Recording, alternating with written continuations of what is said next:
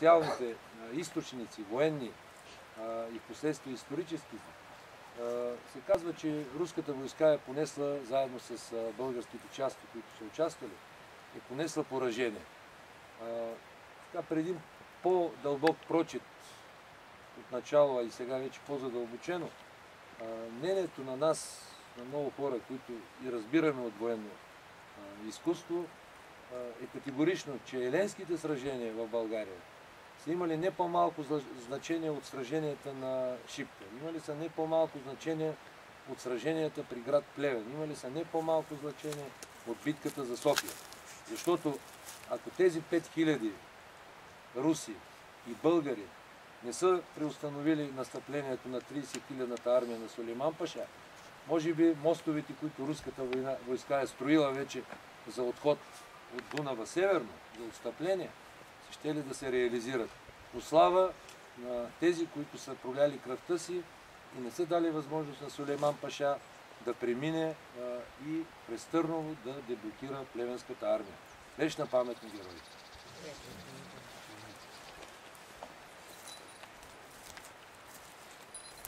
От името на домакините благодарност ще изрази кметът на общината, инженер Млазев.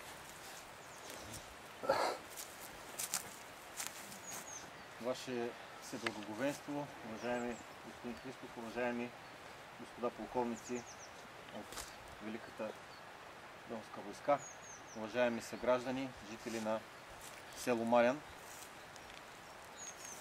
Като ви честитя националния празник на България 3 март, искам от ваше име, от името на цялата еленска общественост да благодаря за инициативата, която подема Казашкия съюз заедно с фонда към президента на Русия Закон, справедливост, милосърдие.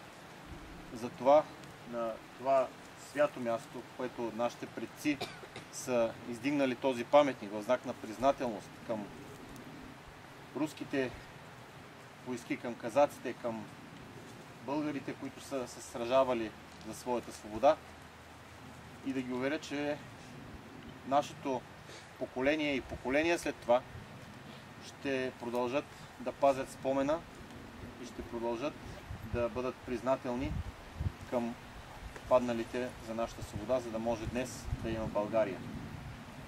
От ваше име днес поемам ангажимента, че Община Елена ще направи това, което е необходимо, за да може тук в много скоро време да бъде издигнат мемориалния комплекс като символ на признателност, като символ на дружбата, на признателността на нашия народ към нашите освободители и към нашите предци, дали живота си, и нека Господ да благослови това дело и народната памет да бъде вечна и признателна. Дай Боже да се увенчае с успех.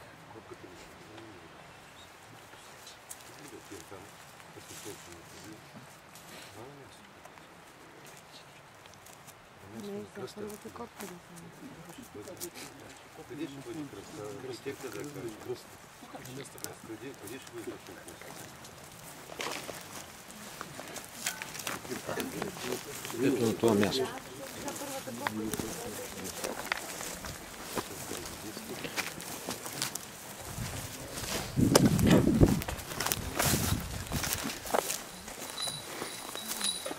Благословен Бог наш, свято във веки веков.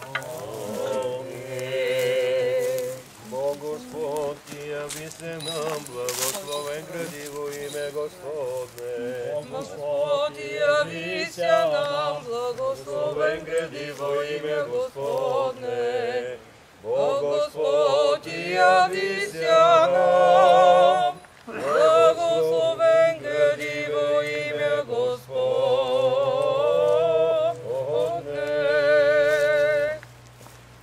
Грешните и смирените сега особено се прищаваме към Богородица, да пътне пред нея в покорение дълбочината на душата си, да извикаме: Владичице, смири се над нас, побързай, да се гинем от множество грехове, не връщай празни твоите реби, защото те бедничка надежда имаме.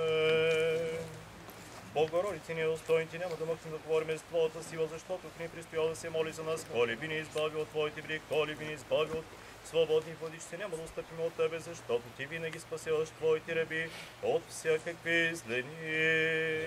Слава Тебе, Боже наш, слава Тебе, сега настана времето, което освещава всички ни и праведния съдия ни чака, Господи, помилуй. Пресвета Богородице, спаси нас, Пресвета Богородице, Дево, правителата на нашите ръце и спроси прошка на греховете ни, когато Ти пеем ангелската песен. Святи Боже, святи крепки, святи безсмъртни, помилуй, помилуй нас.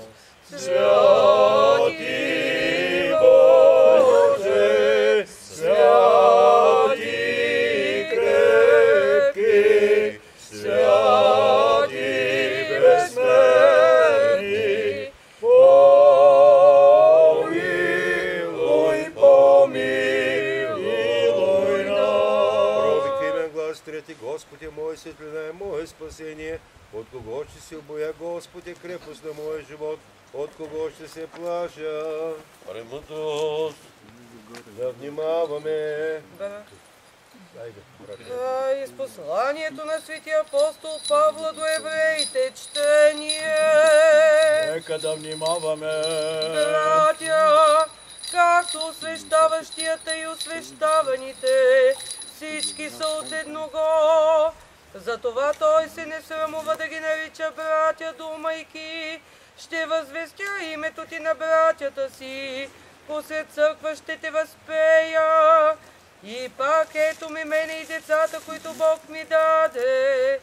А понеже децата са участници в плът и кръв, той еднакво взе участие в същите, да чрез смъртта да порази оногова, у когото е властта на смъртта, си реч дявола, и да избави уния, които от страх пред смъртта през целия си живот бяха подложени на робство.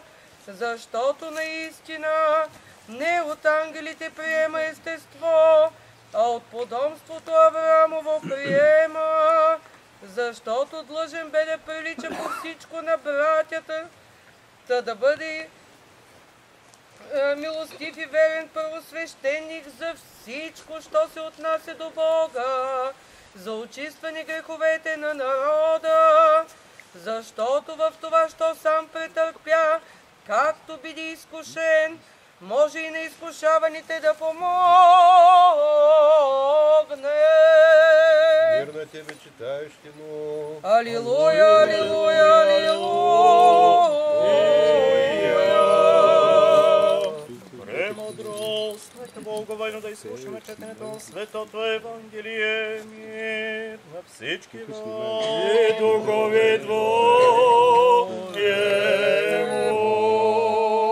От Йоанна Светото Евангелие чтение. Слава Тебе, Господи, слава Тебе. В онова време възлезе Исус в Иерусалим, а в Иерусалим при овчи порти се намираше капалня, по-еврейски наречена Витезда, която има 5 притвора. В тях лежаха множество болни, слепи, хроми и съхнали, които чакаха да се раздвижи водата. Защото ангел Господен от време на време слизаше в капалнята и раздвижваше водата. И който провлезеше след раздвижването на водата, оздравяваше от каквато и болест да бе налекна. Слава Тебе, Господи, слава Тебе. Господу помолимся. Господи, помилуй. Господи Боже Исусе Христе, благослови, освети това място, в което ще издигнем кръст в чест на падналите донски казаци и български войни за освобождението на нашата държава. Освети го чрез Духа Святаго и дай на всички, които идват тук, да се помолят от сърце и от душа, да споменават подвига на тези, които загинаха за нашата държава и за нашето Отечество. Амин, амин, амин. Во име Отца и Сина Амин. и Светия Дух. Амин. Амин. Амин. Благоденствено, мирно и житие, здраве же и спасение, и благое поспешение подаш, Господи, всех людях, ожидающих от Тебе великая милость и освещающих всех крест, и сотворих На многая лета.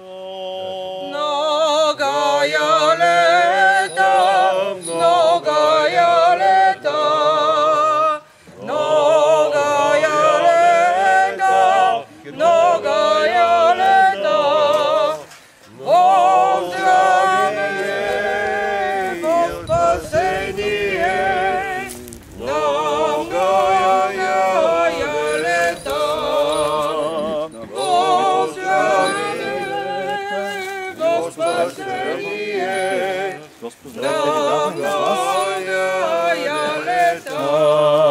Господ здрави да дава на всички, да сте живи и здрави, Бог да ви помага и да ви закриля. многая лета.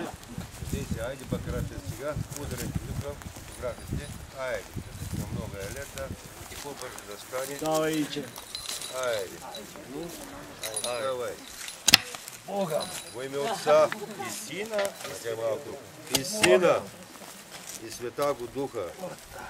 Амин, амин, амин. Амин, амин. Право. Така. Во име Отца и Сина и Святаго Духа. Амин, амин, амин. По-леко ще чупиш което го после само на приказки, но пък става. Да стане, дай Боже.